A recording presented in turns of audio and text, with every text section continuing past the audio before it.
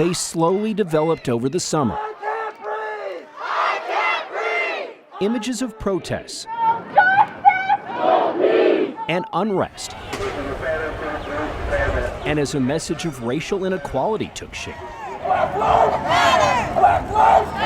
it soon became clear Super rewarding when you finally get it. how a single student This is just how this person looks. could bring exposure to the issue out of her darkroom. And so right before your eyes, you can just see it change. That's one reason why this process is pretty special, I think. Maddie Casagranda says tintypes were perfect I love how raw they are. They're just very real.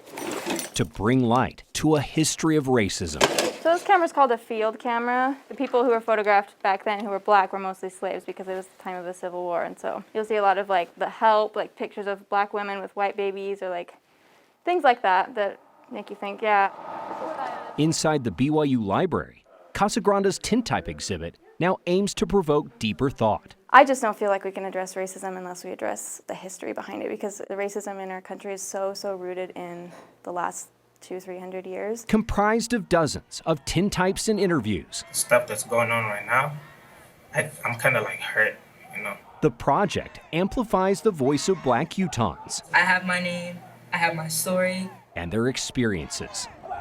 She just said, it's people like you that are the problem with our church. I went to school in Conway, Arkansas, and having police officers pull guns on me, right, in a very chill conversation environment. With George Floyd and all of that, when that started happening, I kind of stepped back and realized that I wasn't getting that exposure that I had in other places I'd lived.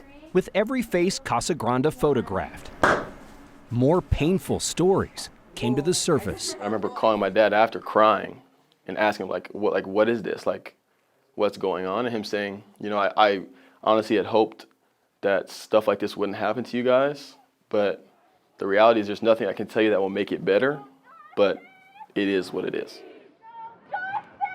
I sort of felt a sense of anger for the people I was photographing and almost a sense of protection. I feel really passionate about it and upset and angry, and it's hard. It's hard to recognize and face those the truths that are happening and that affect the Black community. There is a racism issue in this country, and I think a lot of people are now starting to realize how insidious it is. The photographer says she realized she might face scrutiny for taking on the project. In my position as a white person photographing Black people, In the world we live in, she could have caught a lot of backlash for putting herself out to do that. Those she photographed don't see it that way. If Maddie wasn't the one who did it, then who would have listened? The way that Maddie has done this has allowed more people to meet the moment and to take it past the moment, take it past the trend. We all have our own mediums and spaces where we can effectuate change, and this was hers.